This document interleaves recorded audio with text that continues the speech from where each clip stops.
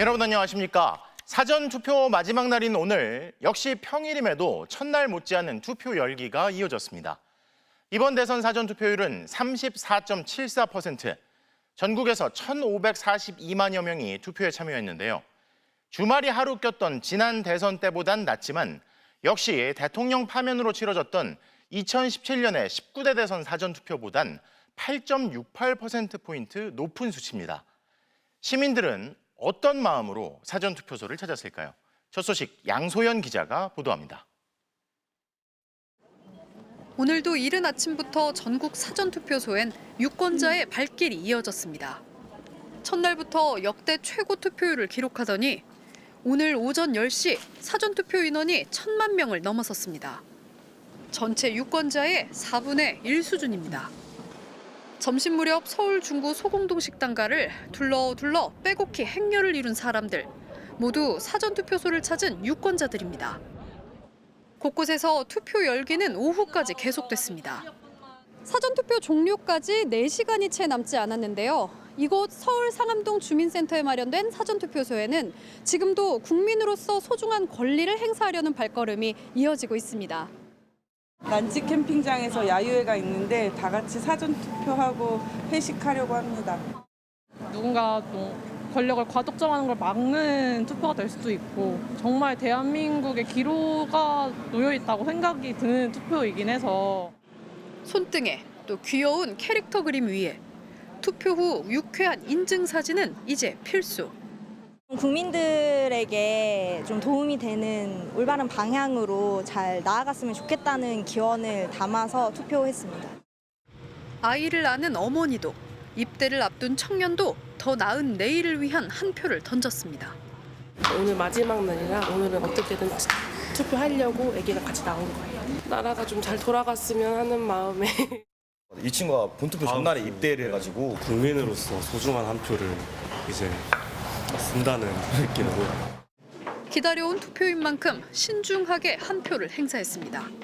너무나 기다렸던 투표였기 때문에 그동안 많은 피를 흘려서 지켜왔던 민주주의를 이어나갈 수 있고 모든 세대를 통합하고 미래를 그려줄 수 있는 그런 대통령이 나왔으면 좋겠습니다.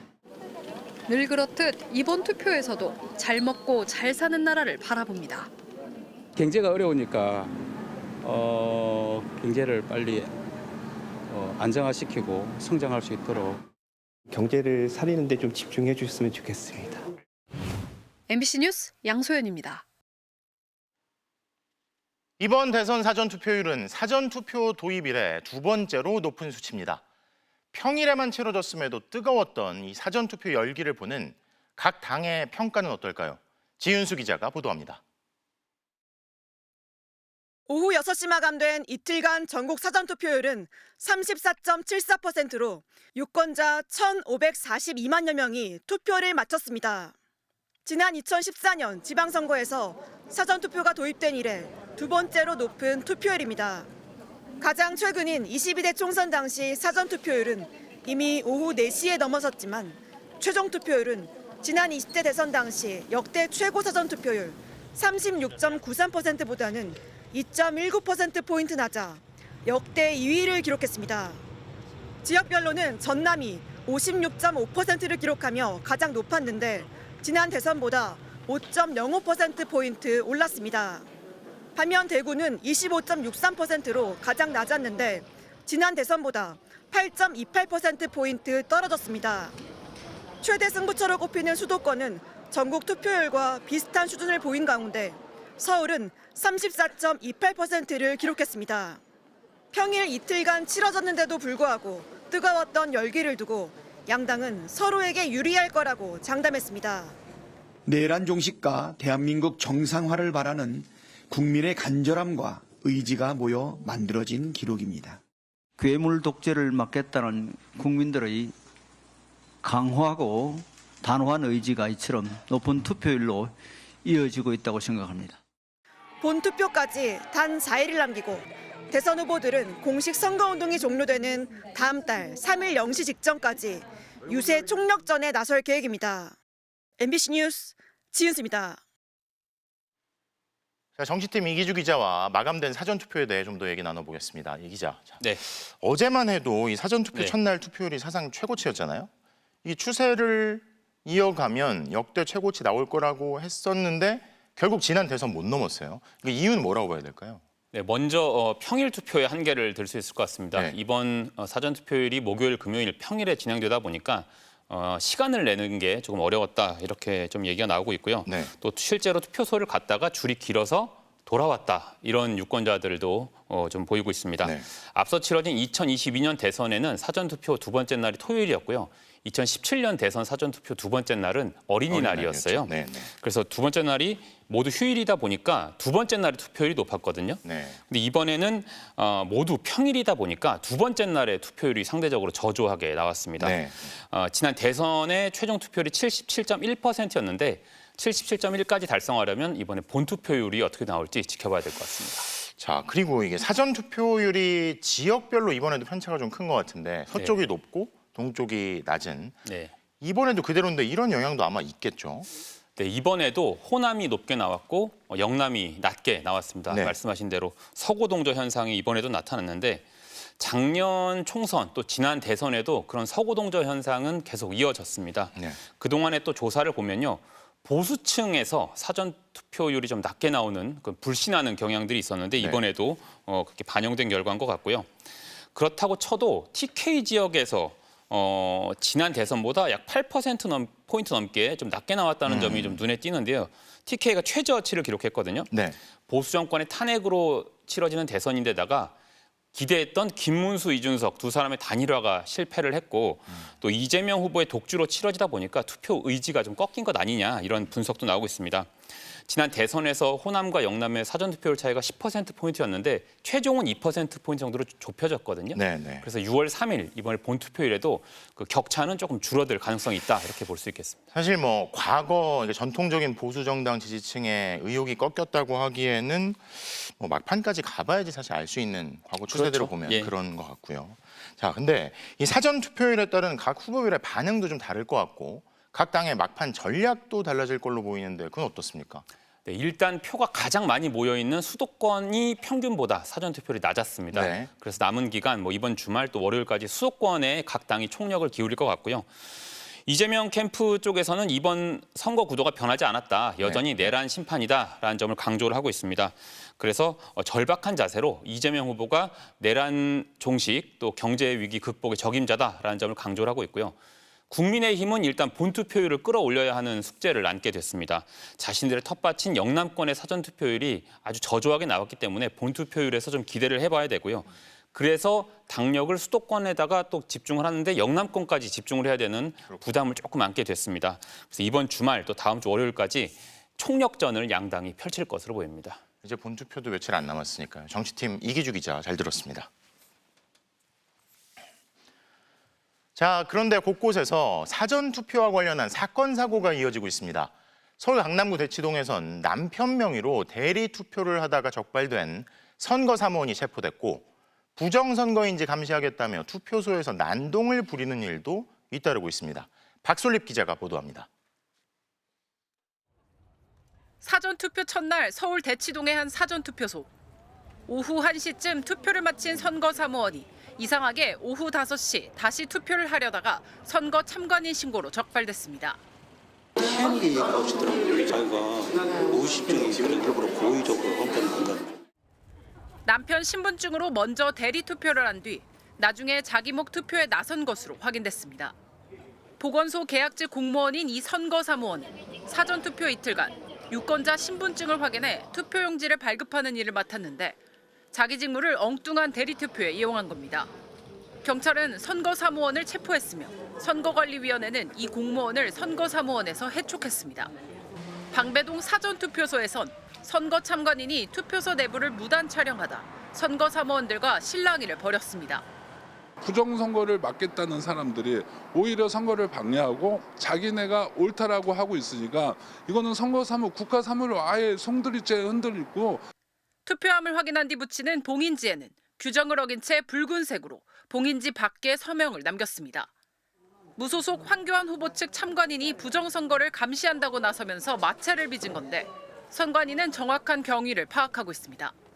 서울 신촌의 한 투표장에선 투표지를 발급받은 관내 유권자들이 투표소 밖에 줄 서는 일이 발생했습니다.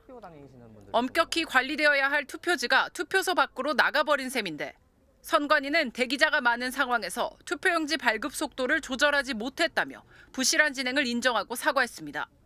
다만 발급된 투표용지는 모두 투표함에 들어와 외부 유출은 없었다고 덧붙였습니다. 경기 김포와 부천의 사전투표함에선 작년 제22대 총선 투표용지가 한 장씩 나왔는데 선관위는 총선 개표 과정에서 누락된 용지로 이번 대선엔 영향이 없다고 해명했습니다. MBC 뉴스 박솔립입니다. 사전투표 기간 곳곳에서 부정선거 음모론자들이 말썽을 일으켰습니다. 유권자들을 상대로 한국인이 맞느냐며 시비를 거는 수준을 넘어 사전투표소에서 난동을 부리거나 심지어 사전투표함 보관 장소에 무단 침입하는 일도 잇따르고 있는데요. 자작금으로 의심되는 소동까지 벌이고 있다는데 이런 가운데 윤석열 전 대통령 지지자들은 벌써부터 이번 대선이 무효라고 주장하고 있습니다. 고병찬 기자가 취재했습니다. 사전투표소 앞을 촬영하던 남성들이 투표를 마친 여성 유권자에게 다가갑니다. 여기요. 잠깐만요. 네가 뭐 어떻게 되셨니? 자리를 피하려는 여성을 따라가며 황당한 질문을 쏟아냅니다. 숫자 좀 세보실 수 있나요? 손으로 숫자. 아무 권한도 없이 부정선거를 감시하겠다. 또 투표권이 없는 중국인들이 투표를 하는 게 아닌지 찾겠다는 겁니다. 선관위가 사전투표율을 부풀린다며 유권자의 수를 일일이 확인하고 서울 대림동 등 일부 지역에선 한국인 테스트를 하는 일까지 벌어졌습니다. 사전투표소 주변을 직접 살펴봤습니다. 투표소에 들어가는 시민들을 허락도 없이 일일이 촬영하고 국민 감시 집회라는 이름으로 아예 투표소 앞에서 실시간 방송을 하기도 합니다. 뭐 이런 거. 그냥 동네에서 나와가지고 우리끼리 그냥 하는 거니까 그냥 아무 신경 쓰지 마세요. 일부는 윤석열 전 대통령 지지를 상징하는 윤어게인 모자를 쓰고 있었습니다. 곳곳에서 시민들과 마찰이 빚어졌고 선거 사무원들은 불안감을 호소했습니다. 저희 경찰입니다. 여기서 서서 큰 소리로 얘기를 했어요. 그런 것들이 해를 끼치는 것 같아서 저도 무서웠어요. 불안하고 불편해요. 사전투표함을 보관하는 지역 선거관리위원회에 무단 침입하는 일까지 잇따랐습니다. 경남 하동에선 어젯밤 건물 뒤 배관을 타고 몰래 들어가려 한 30대 남성이 붙잡혔고 서울 구로구에서도 50대 남성과 60대 여성이 경찰에 체포됐습니다. 수원에선 60대 남성이 CCTV 등 선거 자료를 직접 살펴보겠다고 진입을 시도하는 과정에서 선관위 관계자 한 명이 다쳤습니다. 경기도 용인의 한 사전투표소에선 회송용 봉투에서 이미 기표된 투표용지가 나왔다는 신고가 접수됐는데 선관위는 누군가로부터 투표지를 넘겨받아 혼란을 부추기려고 일으킨 자작극으로 의심된다며 경찰에 수사를 의뢰했습니다. 선관위가 거듭 엄정 대응을 경고한 가운데 윤 전 대통령 지지자들은 오늘 저녁 중앙선거관리위원회 앞에서 대선 무효를 주장하는 집회를 열고 선거 불복을 예고했습니다. MBC 뉴스 고병찬입니다.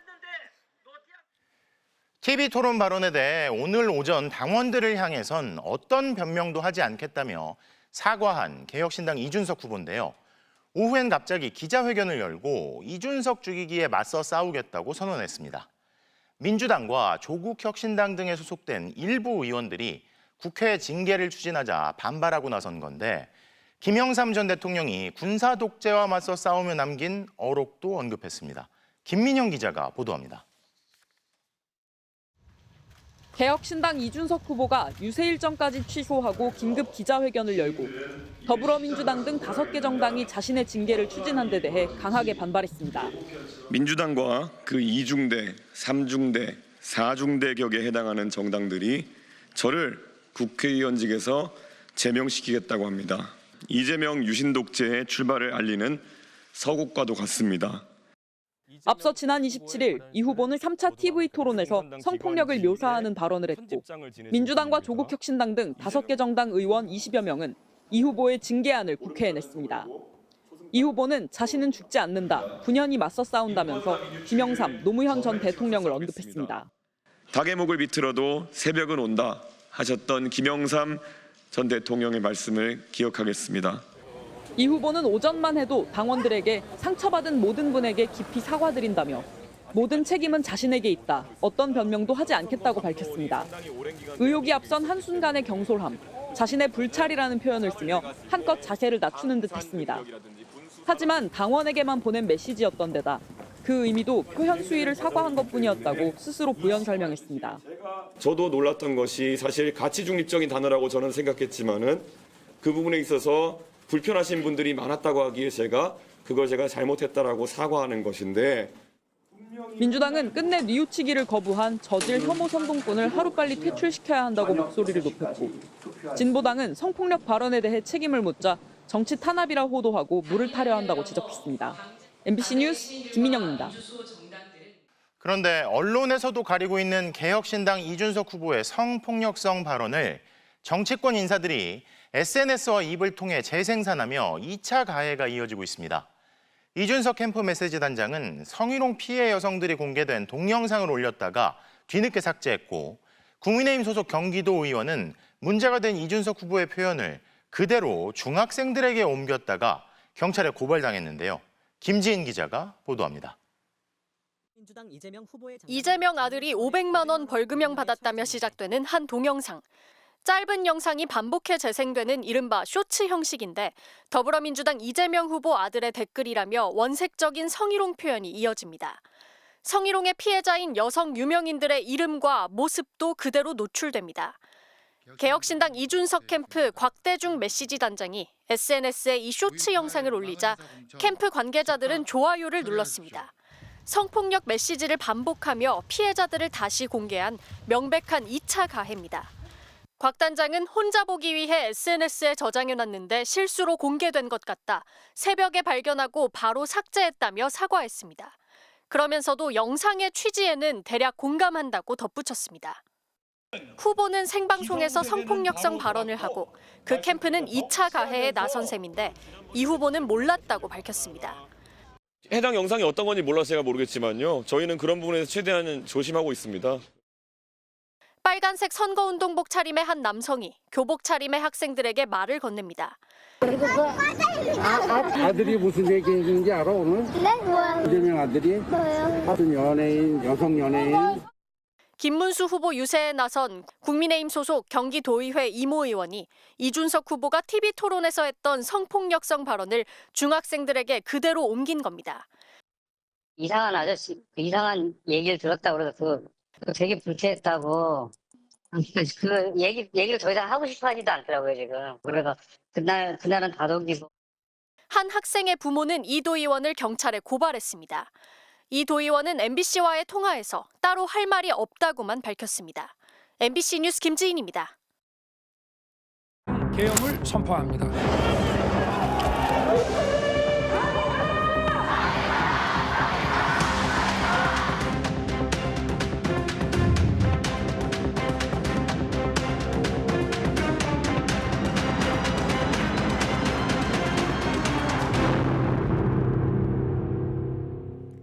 더불어민주당 이재명 후보가 장남이 성폭력성 댓글로 처벌받은 데 대해 자신의 잘못이라며 자세를 낮췄습니다. 다만 생중계 TV토론에서 이 문제를 거론하며 여성 혐오 발언을 한 개혁신당 이준석 후보에겐 사과를 요구했습니다. 이 후보는 또 정치가 오히려 경제를 망쳤다며 선거운동 막판까지 내란 종식을 강조했습니다. 김상훈 기자입니다. 더불어민주당 이재명 후보가 자신의 아들이 성폭력성 댓글로 벌금형을 선고받은 데 대해 공개 입장을 밝혔습니다. 자식 이기는 부모 없다고 잘못 키운 제 잘못이죠. 자기 잘못이라고 자세를 낮추면서도 개혁신당 이준석 후보를 향해선 TV토론에서 발언을 과장해 허위 사실을 공표했다면서 사과하라고 목소리를 높였습니다. 여성 혐오 발언을 국민 토론의 장에서 함부로 한 행위에 대해서는 엄정한 책임을 져야 될 것입니다. 본투표를 나흘 앞두고 이재명 후보는 거듭 윤석열 정부를 겨냥하며 내란 심판을 꺼내들었습니다. JTBC 유튜브 채널에서 먹고 사는 문제를 해결해야 하는 정치가 오히려 경제를 망쳤다고 지적했습니다.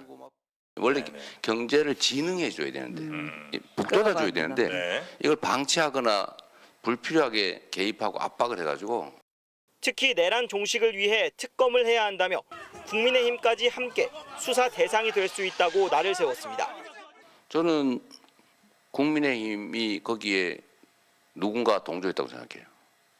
왜 계엄하는 날 밤에 국회의원이 국회로 가야지, 본회의장으로 가야지. 왜 밖으로 자꾸 나오라고. 이 후보는 지난 대선 때 윤석열 전 대통령에게 뒤졌던 강원도와 충청북도로 향했습니다. 이재명 후보는 지역 공약을 내세우며 막판까지 경제 성장과 내란 종식에 방점을 찍었습니다. 또 당선되면 35조 원 이상 추경을 편성하고 지역 화폐 지원을 늘려 즉시 내수를 살리겠다고 약속했습니다. 국민의힘이 관심 없이 내버려 두는 바람에 경제가 전체적으로 나빠지니 1차적으로 피해를 입고 두 번째로 피해를 입는 게 지방이라고 피해를 입었지 않습니까? 춘천과 원주에서는 강원 지역 핵심 공약인 바이오 산업 육성과 관광 발전 방안을 꺼냈고 충주에서도 지역 경제를 살리겠다고 했습니다. 공식 선거운동 마지막 주말, 이 후보는 충북 청주와 세종, 대전 등 중원에 이어 약세 지역인 경북에서 막판 총력전에 나섭니다. MBC 뉴스 김상훈입니다. 국민의힘 김문수 후보는 긴급 기자회견을 열어 경제를 살리기 위해선 이재명 후보를 막아야 한다며 지지를 호소했습니다.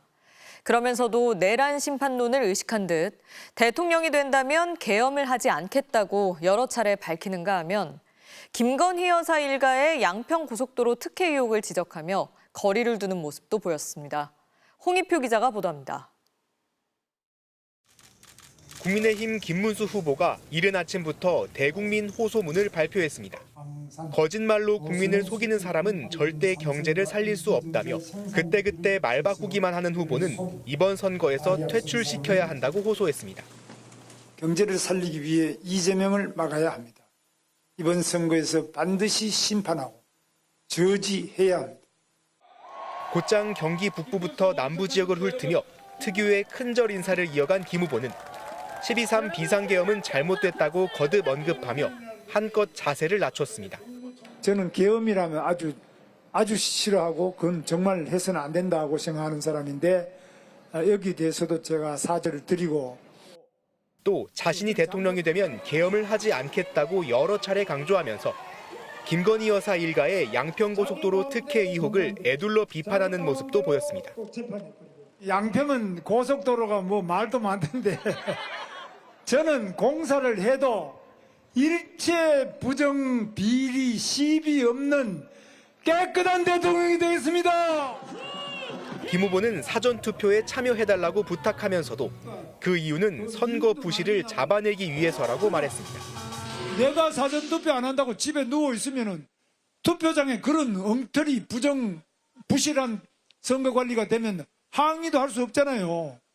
민심 풍랑교를 불리는 충청도를 찾은 김문수 후보는 지역 발전과 경제 살리기의 적임자는 자신이라고 강조하며 선거 막판 중원 표심에 호소했습니다. 김 후보는 경제 전략, MS노믹스를 공개하며 일자리 중심 성장을 강조하기도 했습니다. 공식 선거운동이 끝날 때까지 집에 들어가지 않고 외박 유세를 벌이겠다고 한 김문수 후보는 내일도 강원과 경북을 찾아 유세를 이어갑니다. MBC 뉴스 홍익표입니다. 개혁신당 이준석 후보는 오늘도 서울 도심과 대학가를 돌며 젊은 유권자들을 만나는 데 집중했는데 가는 곳마다 TV토론 성폭력 발언에 대한 사과 요구와 비판의 목소리를 마주해야 했습니다. 민주노동당 권영국 후보는 경남과 부산에서 막판 선거운동을 이어갔습니다. 백승우 기자가 보도합니다. 잠을 최대한 줄이는 대신 유권자들을 최대한 만나겠다며 이른바 무방 유세에 돌입한 개혁신당 이준석 후보. 하나, 둘, 셋. 직장인들이 많은 점심시간 도심을 찾아선 더불어민주당 이재명 후보를 의식한 듯한 교육 공약을 설명했습니다. 이준석 후보는 진보 정권의 교육 정책을 비판하며 공교육의 질을 높이겠다고 주장했습니다. 그런데 유세 도중 일부 시민들이 교육 정책을 발표하려면 학생들도 지켜보는 TV 토론에서 부적절한 발언을 한 데 대해 사과부터 하라고 지적하고 나섰습니다. 학습 목표치를 높였을 때 저는 거기에 대해서 국가가 충분한 지원을 하겠다는 뒤처진 학생이 있을 때는 책임지고. 이어 내내 공을 들여온 청년들을 찾아 다시 중앙대학교로 향한 이 후보. 이곳에서도 대학생들이 이 후보를 향해 TV 토론 발언을 비판하며 사과를 요구했습니다.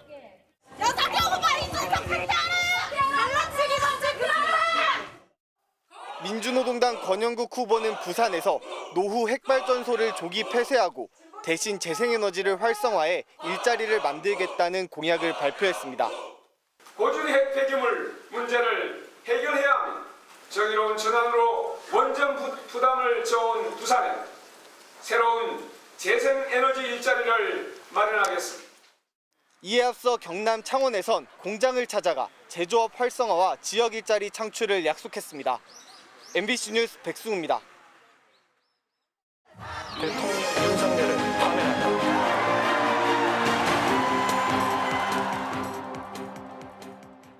공식 선거운동 막바지로 접어든 정치권 소식, 정치팀 신수아 기자와 알아보겠습니다. 자, 신수아 기자, 첫 번째 소식부터 볼까요?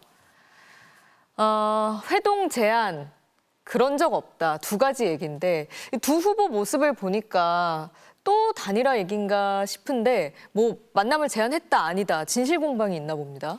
네, 김문수, 이준석 두 캠프 사이 벌어진 일입니다. 이 후보 단일화에 대해서 논의할 회동을 두고 말이 엇갈렸는데 양측 얘기부터 먼저 들어보시죠. 네. 저녁 9시에 이준석 후보의 의원회관 사무실에서 만나자는 제안을 그 신성범 의원을 통해서 받았습니다. 장소를 변경한다는 이야기가 한 차례 있다가 취소되었다는 연락을.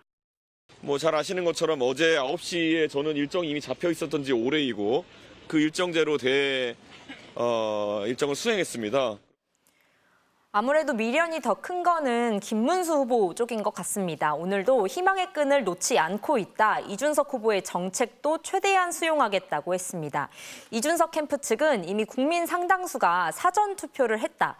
근거 없는 말로 지지층을 묶어보려고 한다며 불쾌하다는 반응입니다.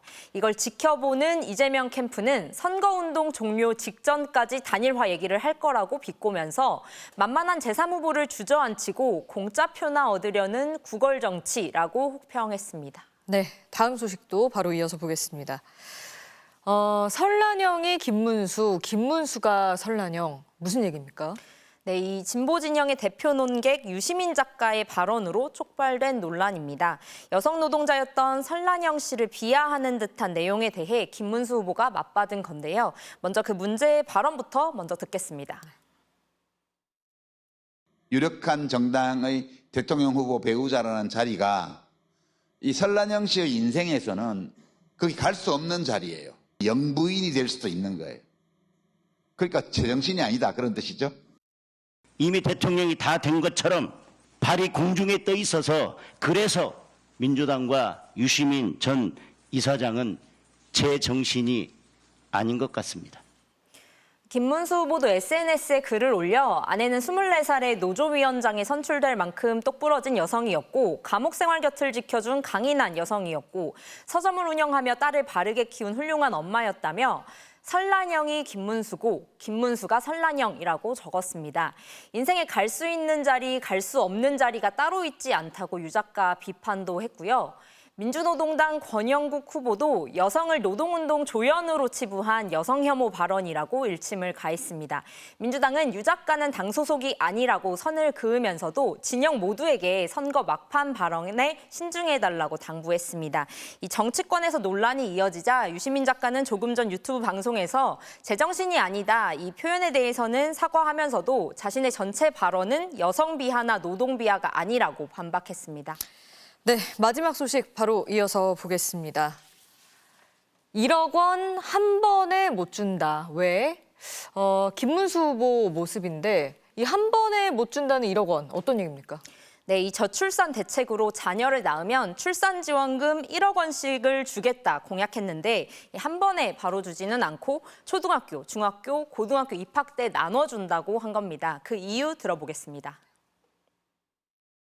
아이 낳자마자 1억씩 통장에 입금시켜 주려고 그랬는데 그러면 혹시 엄마가 그걸 가지고 다른데 혹시 뭐 주식에 넣었다가 다 떨어먹고 이러면 애 못 키우잖아요. 엄마들한테 아이 하나 낳으면 엄마가 빨리 출근할 때는 아침에 6시부터라도 엄마가 빨리 출근해야 되면은 아이를 학교에서 맡아주고. 김 후보의 발언을 두고 맘카페들에서는 부부가 같이 받는 돈인데 왜 여자가 주식 투자로 망할 거라고 하냐, 애는 엄마만 키우냐, 이 편견을 무의식적으로 드러냈다는 쓴소리가 나왔습니다. 네, 여기까지 듣겠습니다. 신수아 기자 잘 들었습니다.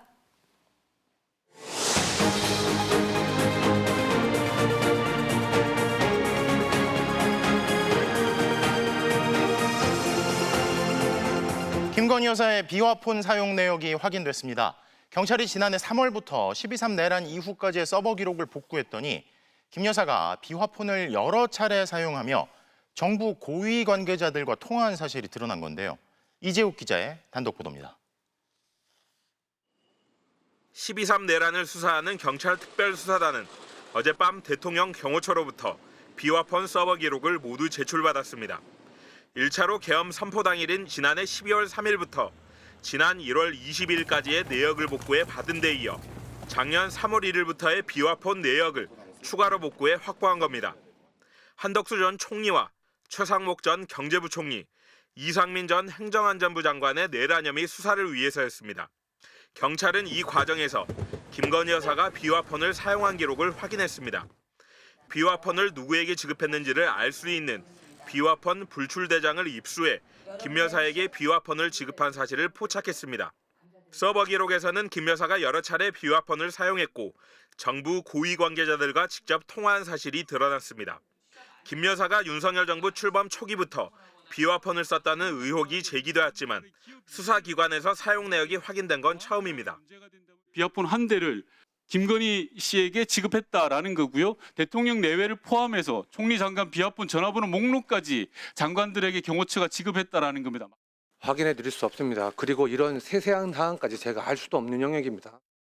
비화폰은 말 그대로 말을 숨긴다는 뜻으로 통화 내용을 암호화해 도감청을 막는 전화기입니다.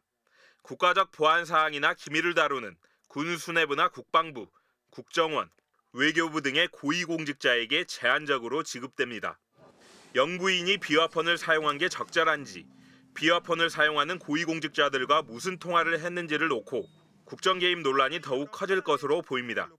앞서 내란 비선으로 지목된 민간인 신분인 노상원 전 사령관에게 비화폰이 지급된 사실도 확인됐는데 비화폰 지급 내역과 통화 기록 수사에 따라 내란 혐의 대상자가 확대될 가능성도 있습니다.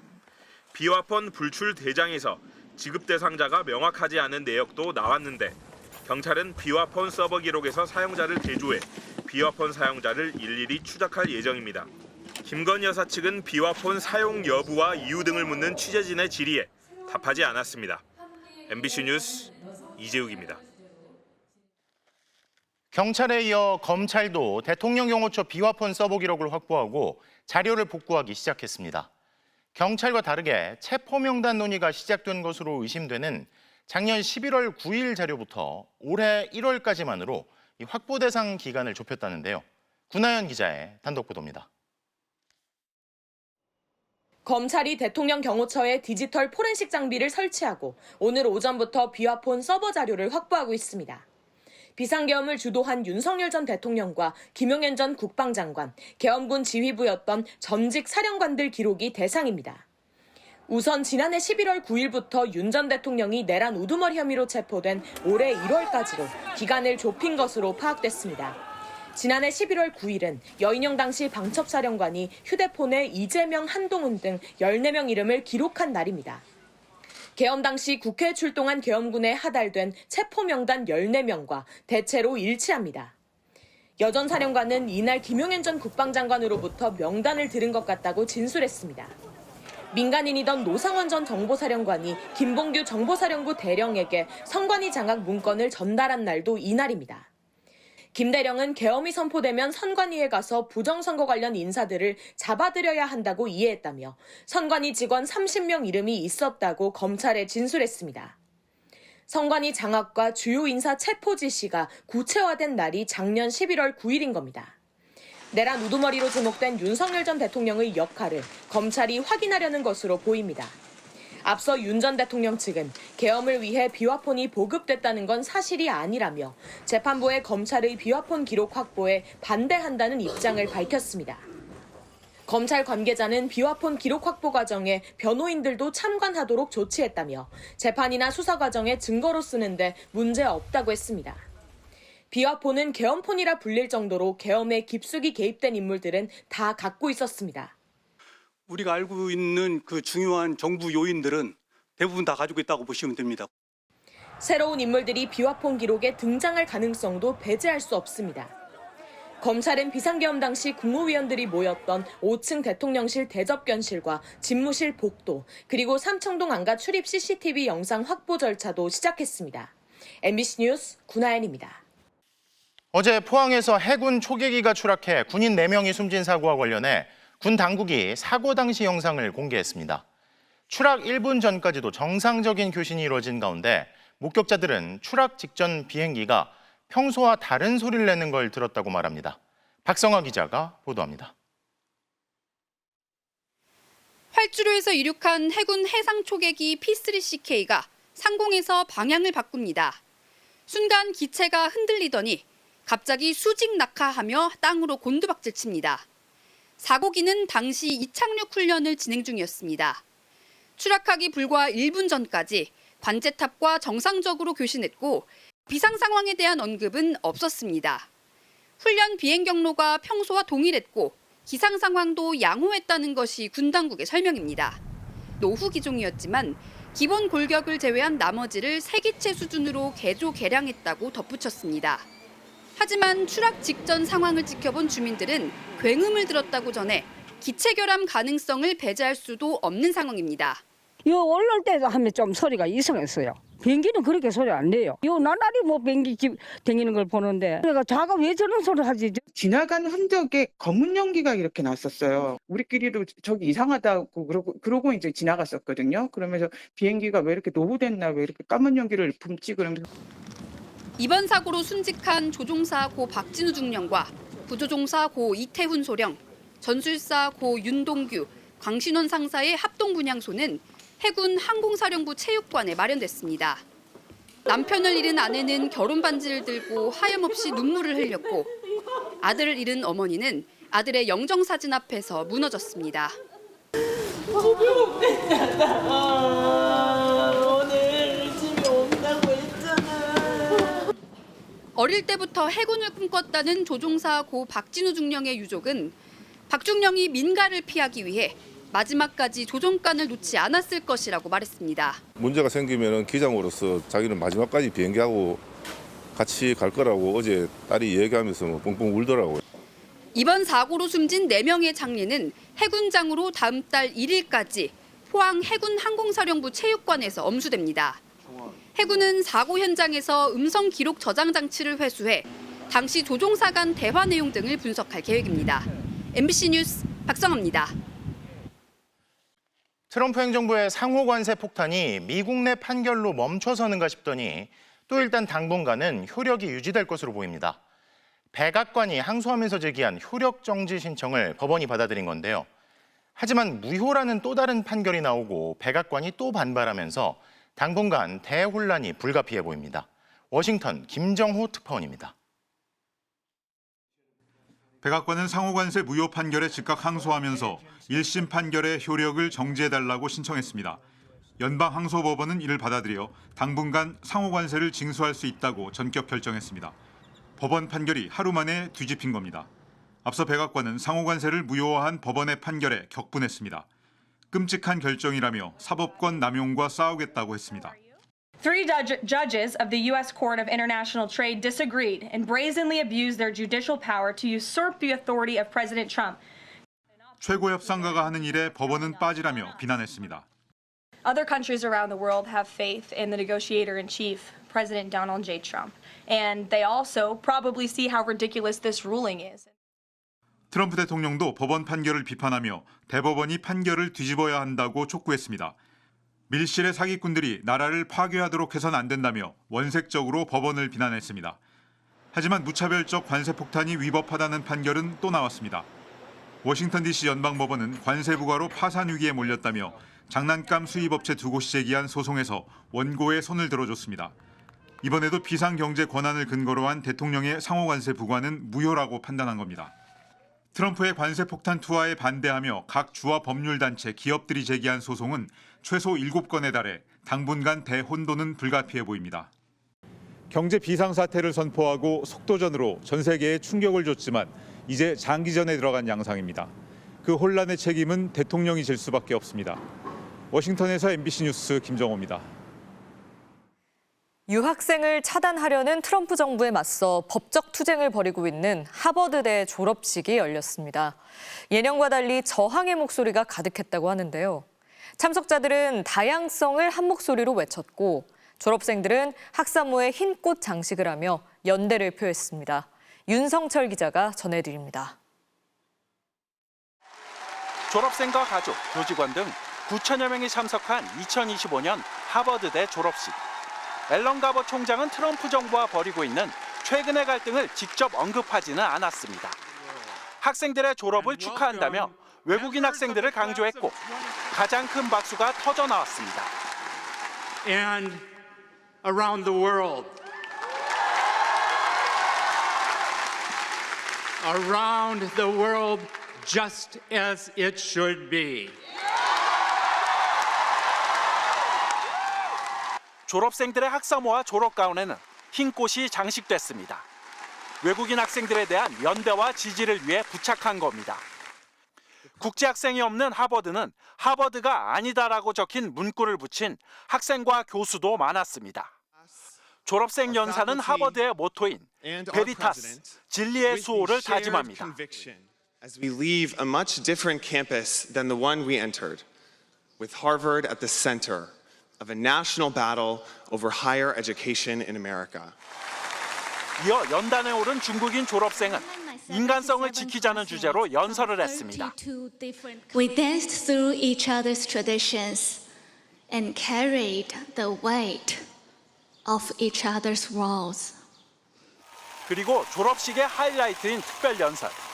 감염병 전문가인 이민자 출신의 의대 교수는 지금 상황에선 이민자의 얘기를 듣는 게 적절한 것 같다고 농담했습니다. So, a part of what makes America great, if I may use that phrase, is that it allows an immigrant like me to blossom here. 하버드의 외국인 학생 등록을 금지시킨다는 트럼프 행정부의 조치는 법원이 제동을 걸면서 일단 중단됐습니다. 당분간 외국인 학생을 받을 수 있게 됐지만 불안감은 가라앉지 않고 있습니다. 트럼프는 하버드가 반유대주의를 조장하고 중국 공산당과 협력한다고 주장했지만 구체적인 증거를 제시하지는 않고 있습니다. MBC 뉴스 윤성철입니다.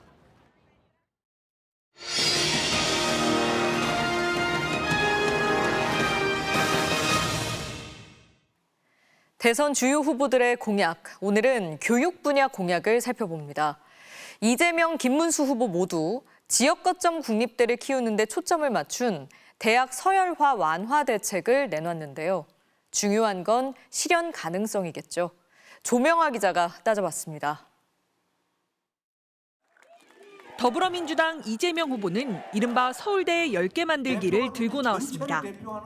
지역 거점 국립대 9곳의 학생 1인당 교육비를 서울대 수준까지 단계적으로 올리겠다는 겁니다. 집중적으로 지원하면 그 대학들의 인재도 모이고 교수진도 좀 더 많은 좋은 사람들이 모이고. 국민의힘 김문수 후보는 공동학위제 도입을 약속했습니다. 서울대와 지역 거점 국립대가 지도교수와 전공 수업 등을 공유하고 같은 학위를 받을 수 있게 하는 방안입니다. 비수도권 국립대학교를 1공립대학 체제로 통합하고 서울대학교와 공동학위제를 운영하도록 하겠습니다. 지역 국립대 학생들은 기대감을 숨기지 않습니다. 옛날에는 지방대 수준이 엄청 높았기 때문에 예산만 더 추가하게 되면은 충분히 지방에 있는 국립대 수준도 올라올 거라 생각합니다. 서울대랑 같이 병행해서 졸업장을 얻으면 취업하는 데 좋지 않을까 생각이 들어요. 두 후보 모두 대학 서열화와 지역 소멸위기 완화에 방점을 찍었지만 걸림돌도 만만치 않습니다. 이재명 후보의 과제는 예산입니다. 지난해 거점 국립대 한 곳당 지원된 예산은 평균 2천억 정도. 서울대의 3분의 1 수준입니다. 결국 3조 원 넘게 추가로 들어가는데 사립대와의 형평성 문제도 제기됩니다.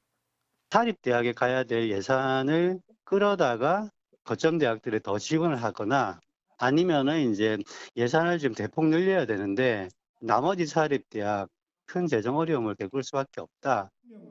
김문수 후보는 서울대 쪽의 동의 여부가 관건입니다. 이미 지난해 한 지역 국립대와 공동학위제를 추진했다가 서울대생들의 반대로 무산됐습니다.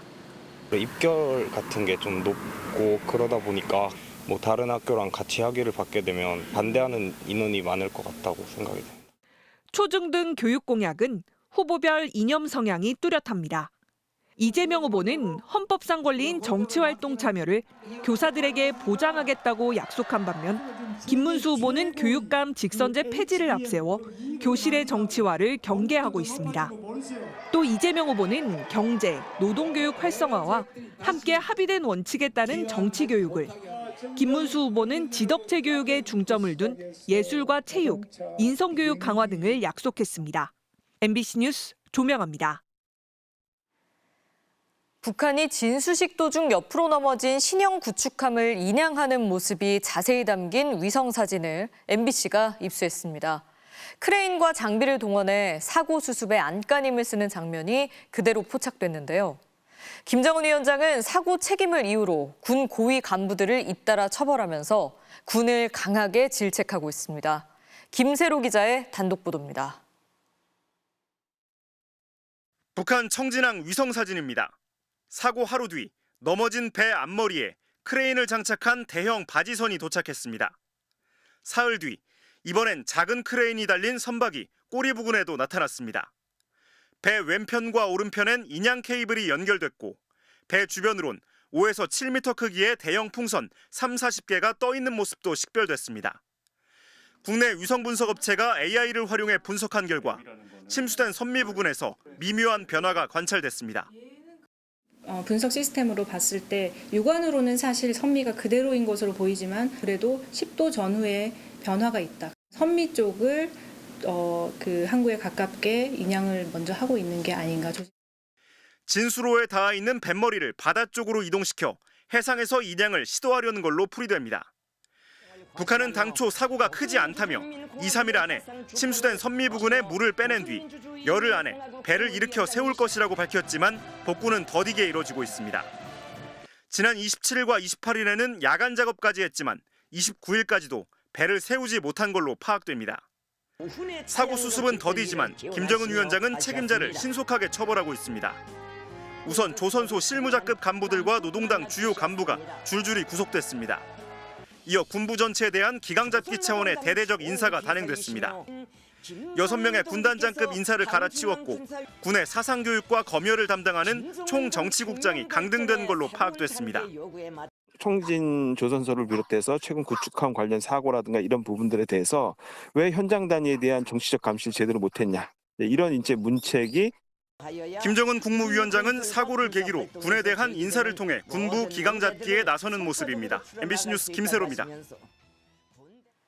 MBC가 일본 외국특파원협회가 수여하는 2025년 아시아 언론자유상 수상자로 선정됐습니다. 협회는 작년 12월 3일 계엄 사태 이후 휘몰아친 정치적 혼란 속에서 MBC 기자들이 저널리즘에 대한 흔들리지 않는 신념으로 용기 있게 보도를 이어가고 있다며 선정 이유를 밝혔습니다. 일본 외국특파원협회는 1945년 종전 후 외신 기자들에 의해 설립된 기자클럽으로 매년 언론 자유에 기여한 국내외 언론기관 및 언론인을 선정해 상을 수여하고 있습니다.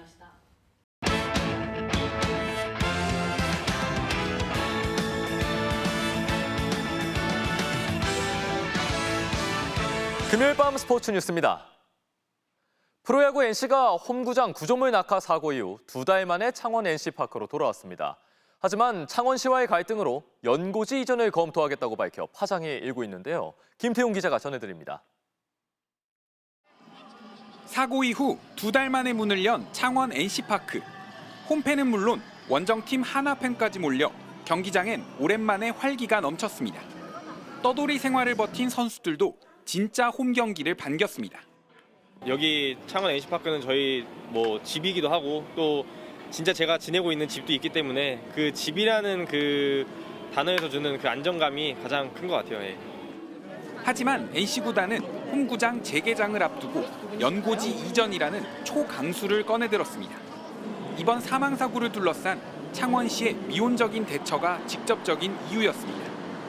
제2의 창단이라는 마음가짐으로 새로운 가능성들을 검토해보고 홈구장을 쓰지 못해 최소 40억 원 이상의 손실이 발생했다고 밝힌 NC구단은 야구장 접근성이 나빠 지난해 홈관중 최하위를 기록했다며 근본적인 변화가 필요하다고 주장했습니다. KBO에서 가장 열악한 환경에서 야구를 하고 있다고 생각합니다. 구단 자체로서는 진짜 생존의 위협을 경험을 했기 때문에 구단의 생존 차원에서 뭔가 변화가 있어야 되지 않느냐. 팬들은 구단을 이해한다면서도 창원을 떠나지 않길 바랐습니다. 솔직히 저 같아도 이 집에서 대우를 안 해주면은 솔직히 가출하고 이러지 않습니까? 창원 시민이 NC를 너무 사랑하고 우리 NC파크가 이렇게 멋지게 지어놨는데 시에서 좀 어느 정도의 그 적극적인 지원이 좀 있었으면 좋겠습니다. NC는 KBO와도 긴밀하게 협의 중이라며 창원시의 적극적인 변화를 촉구했습니다. MBC 뉴스 김태훈입니다. 이번 달 한국 신기록을 2번이나 작성한 남자 400m 계주 대표팀이 예선 전체 1위 기록으로 아시아 선수권 결선에 올랐습니다. 1번 주자 서민준이 초반부터 격차를 벌린 계주 대표팀. 두 번째 주자 남아디 조혜진도 남다른 속도감을 자랑하는데요. 이재성에 이어 마지막 이준혁까지 다른 나라 선수들이 도저히 따라잡을 수 없었습니다. 38초 67로 예선 1위. 이번 달에만 한국 신기록을 2번이나 세웠었는데요. 내일 결선도 기대가 되는데요. 내일 결승은 좀 더 컨디션이 좋을 수 있는 야간에 진행하기 때문에 한국 신기록 한 번 더 도전하겠습니다. 감사합니다. 대한민국 화이팅!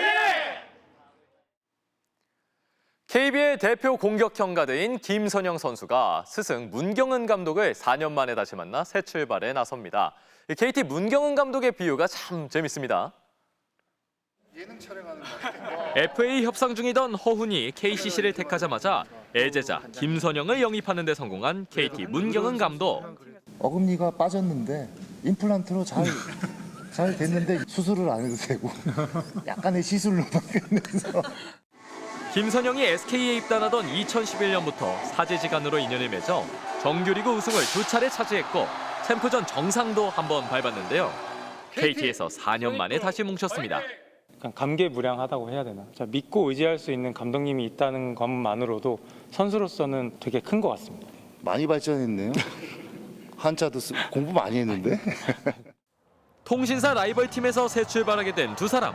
KT의 첫 챔프전 우승을 일궈낼 수 있을까요?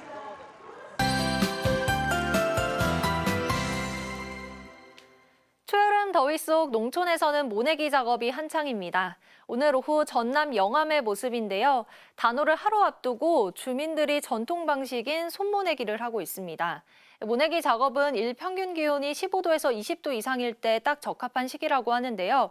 따라서 5월 말에서 6월 초쯤 많이 이루어진다고 합니다. 주말에도 30도 안팎의 낮더위는 계속되겠습니다. 다만 낮과 밤의 기온차가 여전히 15도 안팎으로 크게 벌어지겠고요. 다음 주에는 날이 점차 흐려지면서 낮더위가 주춤하겠습니다. 다음 주 초반 서울의 낮 기온 23도 안팎을 보이겠습니다. 또 다음 주 월요일에는 남쪽의 저기압이 지나면서 남부와 제주에 차츰 비가 내리겠고요. 대통령 선거 당일 오전까지 이어지겠습니다. 또 오전부터 오후 사이 경기 동부와 강원도에는 비가 내릴 가능성이 있습니다. 내일도 전국 하늘 맑은 가운데 낮 동안 자외선이 무척 강하게 내리쬐겠습니다. 내일 아침 기온은 서울이 16도, 대구 12도로 출발하고요. 한낮 기온은 서울 29도, 전주와 광주 27도로 오늘과 비슷하겠습니다. 현충일에는 전국이 맑은 가운데 강원 영서와 충북, 경북 지방에 소나기가 내릴 가능성이 있습니다. 날씨였습니다. 금요일 뉴스데스크 오늘 순서 여기까지입니다. 시청해주신 여러분 고맙습니다.